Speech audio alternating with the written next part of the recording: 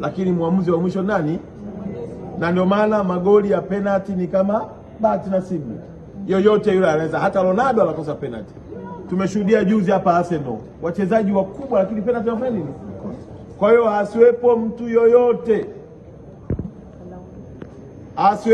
yoyote wa kulaumu na kunyoosha kidole na kutafuta maneno ya kuwakebei na kuwadhalilisha vijana hawa ambao ni mashujaa wetu.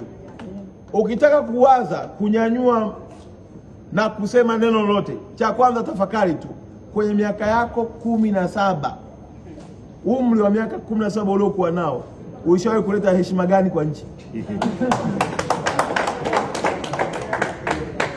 Kwenye miaka yako 16, 17 ulishawahi kuipeleka bendera ya taifa wapi na nchi ikajadiliwa kwa wema? Ukiona kwamba hujawahi kufanya lolote kati ya hayo, kalale.